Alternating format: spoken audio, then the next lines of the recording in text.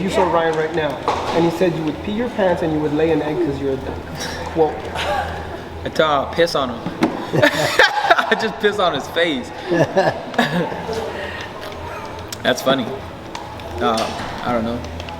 If I seen him, I would see how he is and square him, size him up a little bit, see what he's bringing to the table, and that's it. Let's talk about this upcoming fight, Fortuna. You know, Dominican fighter. Dominican fighters always bring that awkward style. They come to fight, like Luther was saying. You know. Yeah. What do you see in him? I see he's just a dirty veteran that is gonna know a lot of little tricks up his sleeve. Might try to headbutt me, might try to elbow me. I expect him to try to make it a rough fight, because I don't think he could throw hands to hands with me. Like, I just don't think he can. But he'll try to rough me up, make it a dirty fight, try to throw me off my game. I just gotta not become emotional and just fight. That's it. Your thoughts on this past weekend? You had Kambosos and Haney. I mean, I tweeted about it. Definitely wasn't the most exciting fight, but yet, you know, Devin Haney, congrats to him for winning that fight. He did his thing, but I just didn't see urgency for them to want to, like, I would say, separate themselves from one another. Like a fight, for example, with Leonard and Hearns. I think it was similar, like Undisputed or something like that. I don't know if it was for all the bout. I don't even know how it worked back then, but all I know is they went for it. You know, they wanted to knock each other out, separate themselves. Like, I'm the best guy here, and I didn't see that. But that's on them. Some people are just happy with, like, let me just get the W. Some people are just different people. And that's what you told Tank, that when your fights come, that that's what you want from him, because that's what you're gonna put out. I expect he that. was like F you or whatever. Yeah, he said F me, and I was just like, oh, okay. Well, then why are you screaming my name outside of your fight, talking about you next? So why should I shut up? You're the one that was talking like that. Yeah. Now it's like either you're gonna want to do it or not want to do it. Don't tell me that in a fight when you're fighting in the ring if you're not gonna really be about it. So he can say shut up all he wants. He wants that fight. Oscar said that all roads lead to you, but prior to that tweet, he said that he felt Haney and Tank is one of the most exciting fights in boxing, not the most exciting. What's your take on that, just stylistically, that matchup? What would you think, just from the outside looking in as a fan? What part do you want me to answer on that? Like Devin the and tweet Tank, or the both tweet and the stylistic. Well, I would say you gotta ask Oscar for the tweet. I don't know why he would tweet that. But what I do know is what I want next is Tank Davis, and that's what I've said before in the past, that I just want that. And you know, why Oscar said that, I don't know. Do you think it's exciting? I think Tank could bring something extra out of Devin. Devin, maybe, yeah. Possibly. We'll have to see if that fight goes. By the way, Mike Tyson today shared a video where he said, I'd love to see Devin Haney and Ryan Garcia. He said you're a superstar and you're explosive. Yeah, I think that's what Oscar meant by all roads lead to me, because not that it does, but I know what he means by that. Like, a huge pay-per-view fight would either involve me and somebody else that, you know, and I probably do need a little bit of Tank Davis to make a super mega fight, but I don't have no ego to admit that. Like, I don't care. Like, I know that Tank is a big fighter, and I am as well. So I want that fight. It's a mega fight, and I think whoever wins that fight becomes like the face of boxing. Right. When is the first time you ever came to Staples Center, even as a kid? When was the first time that's a question for my mom. Lisa? Did you take me? You probably never. She only took me to boxing tournaments. She never Has you took ever me been to Staples Center as a kid? We went to visit Oscar's statue, right, or something like that. Oh, that's cool. Like a long time ago, yeah. Cool. And now you're headlining here, July 16th. I know, it's a dream come true. I've lived in Southern California my whole life. The IE, from Victorville all the way down to Oxnard. I've been around non-stop, training, sparring. I grew up here. I've seen every style here, and now I'm fighting here. So it's really a dream come true. Do you see yourself having a statue out here one day if your career goes right? Yeah, I mean, if they want to do that for me, that would be sick. But I got a lot of work to do. But yeah, that would be cool. Unfortunately, a lot of the work, it has to do with, the promoters and the fractured business of boxing. Haney's tied with Top Rank, Gervonta's with BBC and Showtime. It doesn't appear these cross-promotional fights are going to take place, and you've officially reached that point in your career where you're really seeing the fractured politics of boxing. If Bob Arum and Steven Espinoza and Al Heyman are listening to this, what is your message to them as far as making these big-time fights happen? Well, where there's a will, there's a way. Think of every possibility and just don't be greedy. And I'm sure that both parties could always come up to an agreement if everybody's fair and firm and honorable at the same time. So I say you just have to look at it in all those aspects. Just don't be greedy and be fair but firm, and look at the data to prove your points, prove it, and then we move forward. That's it. Do you see these as 50-50 fights, or are numbers have to be skewed in other directions? You just got to look at it, who's the bigger draw, why, and then show the data for it, because numbers don't lie. There's a lot of people saying this guy's bigger than this guy, but really all you have to do is look at the data and what's been shown, and then you go from there and say, well, I deserve 60-40 or I deserve 50-50. And if they can't come to a fair observation, I guess, or if they can't look at the reality of it, that's not my problem. Can we start asking more questions about this upcoming fight in Fortuna, please? I think we've addressed the whole Tank issue. Yeah. Ryan, Lupe just said a few moments ago before you arrived that you're looking to stay busy this year, possibly Fortuna, probably the end of the year, have another fight. Is that your goal, possibly? Yeah, because I've always wanted to be an active fighter. A lot of things came in between that, not just this situation when I had to take a step back from mental health, but even before then, there was a lot of COVID. There was just a lot of things stopping me. But now I finally feel like I could have more fights. That's what I've always wanted to do, so I'll be looking forward to staying active even in the following year and then the following year after that. So I really haven't taken any damage in the sport. I feel like I haven't, but yeah, we'll see. Second training camp you'll have with Joe Goossen. Looking forward for that again, and how's it been, having the chemistry with Joe Goossen this time around?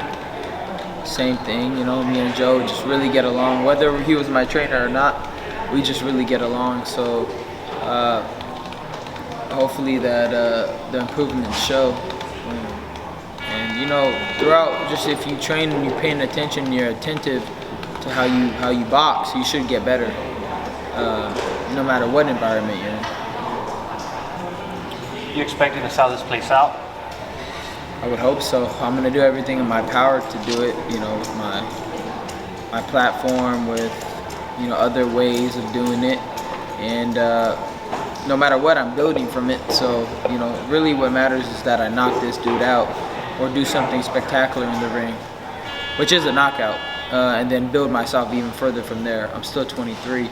And I have built a huge social media presence, which I do get paid a lot for. But I also want to bring in, a huge fan base, in the physical world. So every step is just to find ways on how to do that, and I will find a way. It just takes trial and error. So this is my first time, I feel like, at a huge arena other than, what's that thing called? Texas. No, not Texas. So far? Nope, Anaheim. Honda Center, which pre-COVID, I did pretty well over there. So I expect to do something well here. Let's take a question from Jake Donovan from Boxing Scene. Go ahead, Jake. Thanks. So I'm on Zoom, Ryan. What's going on? So obviously I know this fight was supposed to happen a year ago. This is a two-part question. One, how much of this is unfinished business for you? And two, how different is the fight now than if it played out this time last year? Well, Fortuna is making it seem like I ducked him, which is it's a shitty take on his part. Right. And I'm just gonna prove to him that there's nothing scary about you. You could you could tell me I'm scared of you all you want. When I connect, let's see who runs or who's there to fight. If you want to fight, we could fight. But I promise you, when I hit you, you're gonna be the one looking scared. Very cool. Thanks, Ryan. Really appreciate it. Cynthia Conte, go ahead. Can you hear me? Hi guys. Hi Ryan. Good to see you. Sorry I'm at home being a mom, a new mom. I love it. But going in with that, Ryan, we saw you with Joe Goosen, obviously, and we saw the partnership evolving. Now that you've already had more sessions with him and one full fight, what have you learned about yourself doing that, and have you been able to take out some of the old habits that you've learned and really thrown them out? Like really focus on and listen to Joe Goosen. I think more so probably the little details in like a couple like techniques or a couple of defensive things that I may have just not cared about because I was so quick that it just didn't matter if I had my hand up or not. They were gonna get knocked out, similar to like Roy Jones Jr. But I've been just staying honest with myself and saying, you know, there may be another fast guy out there that may counter me off that shot no matter what. So I should, no matter if the guy counters or not, I should probably be careful and be considerate of a return shot. I think that's the main thing I've been focusing on. Other than that, and keeping my chin down. Other than that, I'm pretty solid. Okay, and another thing, as you know, being a new mom and you're also a father of two now, we've seen that you've really matured, and even in just the way you talk and the way you answer. What has fatherhood now brought to you? Because, like I've always said in all of our interviews, you've grown into your manhood now. Well, thank you. All right. How do I answer this? I'm just getting older, I guess. I'm seeing past the bullshit and just looking at the truth of every situation, just being humble and well, not that humble, you know. I still got to flaunt a little bit. But what have your daughters taught you? I feel like my daughters have taught me that that I have a responsibility to be a good man, a responsibility to be truthful in every aspect. Because they look up to me and they see me as Superman. So if I'm out there either getting drunk or doing drugs or anything, like, even though I don't do drugs, but I'm saying, like, it just puts an extra responsibility as a man to be good to even women and everybody around you, and just to hold yourself to a higher standard for your kids and for every other person looking up to me. Well, my son is your daughter's future boyfriend. Oh gosh. Oh no. I love him, but dang, I don't know. He's good. Okay, he's good. All right, he's good. Best of luck to you, Ryan. Okay. Okay. Any other questions about Fortuna and his training? Fortuna says he's going to knock you out. Do you like that? Do you like someone that's going to bring it and not run all night like the last opponent got on his bicycle? Yeah, I'm actually very excited for this fight because I love to be in the pocket. I love to stay right there because I'm just very comfortable, just like dodging punches, slipping just staying right there, looking for counters. Not say that I don't mind the guy moving either. I mean, as you seen with Campbell, he wasn't moving that much. He was trying to fight too, but takeout, you know, I could go get you if I need to. But I do much prefer a guy trying to win the fight, not just okay with just giving away around. Because if you're running away, I could just back up and let's just not do anything. You know, I could do that if I wanted to, and I think people more so should do that. Say a guy's running and he's having success, why don't you just back up and just let it be boring? You know, we could do that all day. I feel like this guy Fortuna, he's gonna bring that. He's gonna bring that out of me, which I love because that's how boxing is. Hit and not get hit, but you have to engage into a fight. Any other questions? Ryan, you were gonna fight Fortuna a couple months ago, whatever. Since then, have you seen anything else from him that you can further capitalize on? What do you think from that point until now? So I think he's fought JoJo since then, and then some other random dude. Sorry, don't mean to say random dude, but some other fighter. I don't know his name. I just see the same thing I would have seen even when I was gonna fight him before he fought JoJo. He's just a very rugged veteran that just looks to just rough you up and try to get his combinations off, right? And I don't know, it's just, I know what I'm gonna do to him. I just just gonna do it. I see a couple shots that I'm like, I mean, if you keep doing that, it might not be too good for you. Do you think the result's going to be worse for him now that a year has gone by? I think same thing. No matter what, he's gonna get caught with the same shot no matter what. It's just gonna happen. What shot is that? You shall see. You gotta buy a ticket and come watch. You know? And Fortuna's coming off a knockout win also, so he's staying active. That's a good thing. He did stay active. It seems to be the best richer part of your career. But right now, ESPN just put out an article saying that Oscar said something along the lines about selling Golden Boy Promotions. Are you aware of that? And what are your thoughts on the potential? Ask him how much. Maybe we'll buy it. I didn't know that. He didn't know that because he said that today in an interview. So let's not ask Ryan to comment on that. Marcos Villegas, go ahead and ask your question. Okay, hey Ryan, sorry I couldn't be there in person. Hope you're doing good. Yeah, that's messed up. Hey, I just want to ask you, Fortuna has been described as a very awkward guy, his style and his timing, the way he throws his punches. Do you see him as an awkward fighter, or do you just think that the stuff that he does in the ring is just kind of, I wouldn't even say awkward, but just bad fundamentals? I think he just created his own style and he just does his thing. I'm not worried about it. I fought a lot of fighters in my amateur career, and now I'm a professional career that you just got to stay calm in the chaos. Whatever he's doing, I just say to myself, stay calm. Everything will open up. He'll get slower. He'll slow down, and real boxing will occur. There's no way he could keep that. Or I should start timing them. It doesn't really matter. I'll make my adjustments in the ring, and I'm a much better fighter than that. I do know. And my last question for you, Ryan, I just want to get your comment on JoJo kind of going at you on social media about this fight. Do you think that's possible that you and him fight by the end of the year, or you're dead set for that Gervonta fight? I'm pretty sure I want to fight the bigger fighter and the better fighter with Gervonta Davis. I'm not worried about JoJo Diaz. All right, thank you, Ryan. Appreciate it. Okay. Javier actually said he had a hurt hand in the JoJo fight. Knowing that information, do you think he looked hurt, or do you think he was not at 100%? I mean, you could have your hand at 100%. It's not going to change the fact against me. I'm going to still beat you. So I'm actually happy his hand might be 100%, because now you're going to be more willing to throw it, and then I could maybe possibly counter you or not.